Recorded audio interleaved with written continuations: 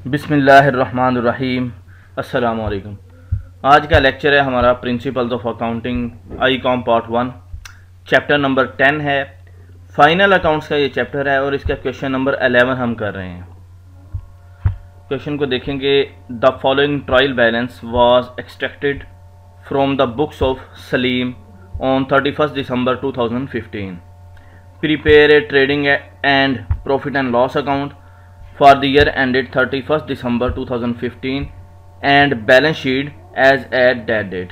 ठीक है कि ट्रेडिंग अकाउंट भी बनाना है आपने, प्रॉफिट एंड लॉस बनाना है और फिर बैलेंस शीट आपने बनानी है। डाटा ये दिया गया ट्रायल बैलेंस। ठीक है, ट्रायल बैलेंस में डेबिट साइड पे एसेट्स और एक्सपेंसेस दिए जाते हैं। ठीक है, और क्रेडिट साइड पे liabilities, owners equity and capital. ठीक है, तो सबसे पहले हम ये करते हैं कि ये इसमें जो बैलेंस शीट आइटम है उन्हें हाईलाइट कर लेते हैं और जो ट्रेडिंग अकाउंट और प्रॉफिट एंड लॉस अकाउंट है उन पे वर्किंग कर लेते हैं। ठीक है, तो ये देखें, opening balance, purchases, carriage, wages, sales return, carriage outward, general expenses, printing charges, interest paid, यहाँ तक तो है trading and profit and loss account. और कैश इन हैंड जो है और कैश एट बैंक। ठीक है, ये बैलेंस शीट आइटम है, इन्हें हाईलाइट कर लिया। उसके बाद सन्ड्री डेटर्स। ठीक है, ये भी करंट एसेट है, बैलेंस शीट आइटम, इन्हें तीनों ये करंट एसेट्स हैं। आगे मशीनरी, फर्नीचर एंड बिल्डिंग। ठीक है, बैलेंस शीट आइटम है, फिक्स एसेट है, इन्हें भी हाईलाइट कर लिया। और इसके बाद लास्ट जो है ये ड्राइंग्स है। ड्राइंग्स क्या होता है, इसे मैं कोई और कलर देता हूँ ताकि इस पर ड्राइंग जो होता है ये कंट्रा कैपिटल अकाउंट होता है। कैपिटल में से इसने लेस होना होता है बैलेंस शीट आइटम, लेकिन बैलेंस शीट में जाके क्या करेगा, कैपिटल में से लेस होगा। ठीक है, बकाया जो कैपिटल बचेगा वो अमाउंट आपकी रह जाएगी। अब ये कैपिटल जो है ये बैलेंस शीट आइटम है, इसमें से इसने लेस होना है ड्राइंग्स ने। बिल्स पेएबल, ठीक है, सन्ड्री क्रेडिटर्स, ये आपकी बैलेंस शीट आइटम है। कैपिटल आपको पता है ओनर्स इक्विटी, ओनर इन्वेस्टमेंट होती है। बिल्स पेएबल, आपने जो बिल्स वगैरह, यूटिलिटी बिल्स, अदर बिल्स जो पेएबल हैं वो आ रहे हैं। और इसमें बिल ऑफ एक्सचेंज भी हो सकता है। ठीक है, और ये सन्ड्री क्रेडिटर्स जो जिनसे आपने उधार पे मटेरियल लिया होता है ये वो हैं। परचेजेज रिटर्न्स, ठीक है, ये ट्रेडिंग अकाउंट में जाएगी। लोन जो है ये बैलेंस शीट आइटम है, लोन पेएबल। ठीक है, डिस्काउंट रिसीव्ड आपकी इनकम है, अदर इनकम, ये प्रॉफिट एंड लॉस में जाएगा। सेल्स आपकी इधर आएगी। ठीक है, बाकी अकाउंट हमने हाईलाइट कर लिए हैं और जो हैं trading and profit and loss account जो बचे हैं इन्हें 1 बाय 1 हम लिखते जाते हैं। जैसे ये सेल्स है, सबसे पहले इसे ले आते हैं क्रेडिट साइड पे और सेल्स को मैं यहाँ पे बोल्ड कर देता हूँ ताकि पता चले कि सेल की हमने एंट्री कर ली है। देखें यहाँ पे कि सेल्स रिटर्न तो नहीं आ रही, सेल्स रिटर्न आ रही है तो पहले आपने सेल्स में से ये आ रही है सेल्स रिटर्न भी। ठीक है, इसे भी मैं बोल्ड कर लेता हूँ। इन दोनों को आपने पहले फर्स्ट कॉलम में लिखना है, फिर बाद में इनका जो है प्लस माइनस करके बाहर लेके जाना है। जैसे ये सेल्स है 1.5 लाख रुपए की, इसे कर लिया लेस मैं कर देता हूँ यहाँ पे सेल्स रिटर्न। सेल्स रिटर्न इसमें से लेस हो जाएगी, कितनी अमाउंट है, माइनस, नेगेटिव का साइन लगाएं और ये सेल्स रिटर्न 400 में यहाँ पे ले जाता हूँ। ठीक है, अब इसमें से 150 में से ये 400 माइनस हो के बकाया बच गया 149,600। ठीक है, अब एक चीज़ बता दूं कि क्लोजिंग बैलेंस, जाहिर बात है कि क्लोजिंग बैलेंस ने या तो ओपनिंग बैलेंस हम ले लें प्लस परचेजेस और लेस क्लोजिंग करें, अदरवाइज इसे क्रेडिट साइड पे हम लिखते हैं। एक ट्रीटमेंट ये है कि क्रेडिट साइड पे क्लोजिंग बैलेंस लिखा जाता है। तो क्लोजिंग बैलेंस हम ले लेते हैं, 3000 आ रहा है। ठीक है, यहाँ पे क्लोजिंग स्टॉक या क्लोजिंग बैलेंस एक ही चीज़ है। ठीक है, क्लोजिंग स्टॉक आपने लिखे, क्लोजिंग बैलेंस में तो ये दूसरे भी आ सकते हैं ना, इनके क्लोजिंग बैलेंसेस भी। क्लोजिंग स्टॉक आप लिखें वो ज़्यादा बेहतर है। 3000 है, 3000। ठीक है, क्लोजिंग स्टॉक हमने ले लिया। क्लोजिंग स्टॉक वो होता है कि अगर जो जैसे ये ओपनिंग बैलेंस है, फिर परचेजेस और जो आपके पास बच जाता है मटेरियल एंड पे। ठीक है ना, अब 31 दिसंबर को जो मटेरियल बचा पड़ा था आपके पास तो वो आपका क्लोजिंग स्टॉक है, करंट एसेट है। ज़ाहिर बात है वो भी आप बेचेंगे तो आपको पैसे मिलेंगे, लेकिन 31 दिसंबर को इतना क्लोजिंग स्टॉक था आपके पास 3000 का। यहाँ तक ये कंप्लीट हुआ। आगे हम चलते हैं, ओपनिंग स्टॉक को ले लेते हैं। ठीक है, सबसे पहले ओपनिंग आ जाएगा, इसे भी फर्स्ट कॉलम में लिखते हैं, इसे बोल्ड कर देते हैं। इसके बाद परचेजेज हैं वो ऐड हो जाएंगी इसमें। ठीक है, यहाँ पे मैं लिख देता हूँ, साथ ऐड भी लिख देता हूँ कि ऐड वाजे हो जाए। परचेजेज कितनी आ रही हैं, ये 83,330, इन्हें भी मैं बोल्ड कर देता हूँ। अच्छा, इसके बाद देखें परचेज रिटर्न आ रहा है, ये आ रहा है परचेज रिटर्न।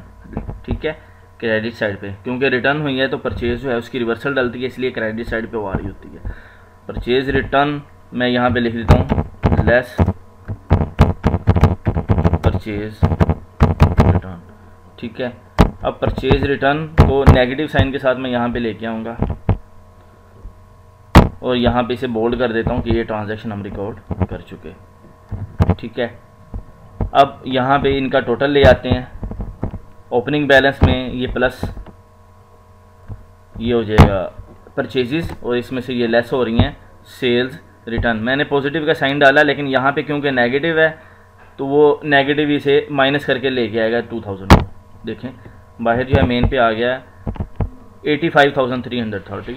अब इसके बाद देखें कि ट्रेडिंग अकाउंट और कोई आ रहा है इसमें, कैरिज इनवर्ड। ये ट्रेडिंग अकाउंट है किस तरह से कि जब आप मटेरियल परचेज करते हैं तो उस पर जो आप कैरिज पे करते हैं, ठीक है, जो उस मटेरियल का जो किराया वगैरह आप देते हैं तो कैरिज इनवर्ड है लेने के लिए, तो वो ट्रेडिंग अकाउंट को हिट करता है। ठीक है, तो वो आप यहाँ पे उसकी अमाउंट ले आएँ कैरिज इनवर्ड में। ठीक है, कैरिज इनवर्ड लिख लिया आपने, ट्रेडिंग अकाउंट में ले आए। इसके बाद देखें वेजेस। वेजेस आपको पता है डायरेक्ट लेबर है तो उसने भी ट्रेडिंग अकाउंट को हिट करना होता है, वही हम यहाँ पे ले आते हैं वेजेस। इसे भी मैं बोल्ड कर देता हूँ, ये ट्रांजैक्शन भी कर ली। अदर्स जो ट्रांजैक्शन बची हैं उनमें ये तो डिस्काउंट रिसीव्ड है, ये प्रॉफिट एंड लॉस में अदर इनकम हम ये ग्रॉस प्रॉफिट के बाद ये ऐड होगी। ठीक है, और ये जो कैरिज आउटवर्ड ये सेल पे होता है। ठीक है, ये ग्रॉस प्रॉफिट के बाद ये हम अदर एक्सपेंसेस में डालेंगे। इसी तरह से general expenses, printing charges and interest paid. ठीक है, ये फाइनेंशियल चार्जेस है, ये भी बाद में नीचे ऐड होंगे ग्रॉस प्रॉफिट के बाद। अब यहाँ तक जो ट्रांजैक्शंस हो चुकी हैं ये देखेंगे क्रेडिट साइड जो है सेल वाली ये आ रही है ज़्यादा। ठीक है, और एक्सपेंसेस वाली कम है। इसका मतलब है कि ये ग्रॉस प्रॉफिट है, ग्रॉस लॉस नहीं है। तो हम क्या करेंगे कि 152,600 में से माइनस कर देंगे ये जो एक्सपेंसेस आ रहे हैं टोटल 94,910 को। ठीक है, ये मैंने माइनस किया तो ग्रॉस प्रॉफिट जो मेरा निकल के आया है 57,690 रुपीज़। ठीक है, यही आपका ग्रॉस प्रॉफिट है, सही निकला है बिल्कुल। आगे अब आपने क्या करना है कि ग्रॉस प्रॉफिट के बाद देखें अदर जो ट्रांजैक्शन बची हैं प्रॉफिट एंड लॉस वाली उनको ले लेना है। प्रॉफिट एंड लॉस में देखें कि डिस्काउंट रिसीव्ड आ रहा है। डिस्काउंट रिसीव्ड क्या होता है, ये इनकम होती है लेकिन अदर इनकम है, आपकी नॉर्मल इनकम से हटके होती है। डिस्काउंट आपको मिला कहीं से, अदर इनकम लिखें और यहाँ पे लिख देता हूँ मैं डिस्काउंट रिसीव्ड। ठीक है, इसे लिख लिया और बाहर जो है मेन कॉलम में इसकी अमाउंट ले जाएं। ये जो है इसमें ग्रॉस प्रॉफिट में नीचे ऐड हो जाएगा क्योंकि ये आपकी इनकम है, तो इनकम में इसने ऐड होना है यहाँ तक, ये देखें। ठीक है, इसके बाद आपके ये जो एक्सपेंसेस आ रहे हैं, ठीक है, indirect expenses, carriage outward, general expenses, printing charges और इंटरेस्ट पेड, ये एक्सपेंसेस हैं और इन्हें मैं इसके यहाँ पे ले आता हूँ।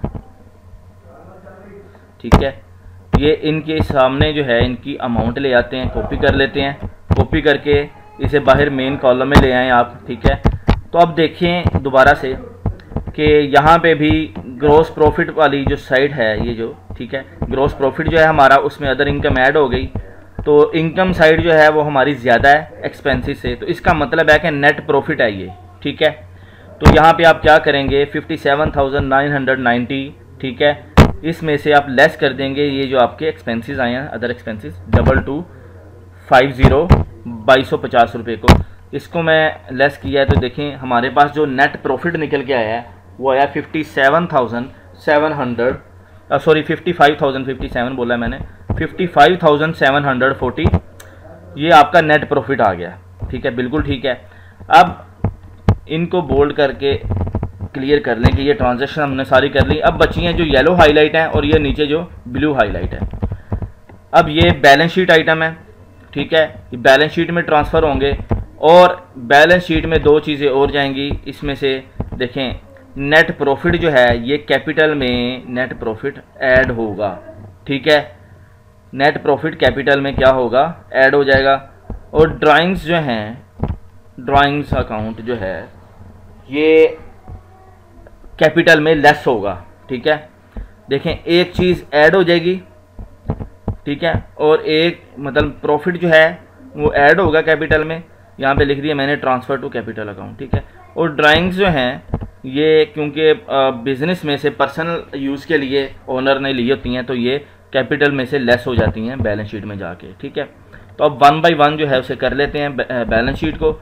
उसके लिए सबसे पहले देखें कि ये जो आइटम्स आ रही हैं cash in hand, cash at bank, sundry debtors, machinery, furniture and building, ये सारे एसेट्स हैं। तो एसेट्स को मैं यहाँ पे कॉपी किया है और नीचे जो है बैलेंस शीट में एसेट साइड पे ले आया हूँ, ठीक है। यहाँ पे ला के यहाँ पे सिर्फ एक अकाउंट रह गया उसे भी ले आते हैं साथ ही। क्लोजिंग स्टॉक ये जो आ रहा है 3000, ठीक है, क्लोजिंग स्टॉक मैं यहाँ पे लिख देता हूँ क्लोजिंग स्टॉक, ठीक है, ये आ गया 3000 के साथ। तो मेरी जो balance sheet item balance sheet है उसका जो डेबिट बैलेंस है वो 2,09,000 रुपये है, ठीक है। अब क्रेडिट साइड का भी यही होना चाहिए, ठीक है। इसको मैं कलर दे देता हूँ कि क्लोजिंग बैलेंस हमने क्योंकि ट्रायल के बाहर होता है हमने वहाँ से उठाया, तो आपको ये याद रखना है, इसको भूलना नहीं है आपने कि क्लोजिंग स्टॉक को आपने एसेट साइड पे लेके जाना है बैलेंस शीट में। और प्रॉफिट या लॉस है तो उसे, प्रॉफिट है तो वो कैपिटल में ऐड होगा और अगर लॉस है तो वो उसमें से लेस होगा।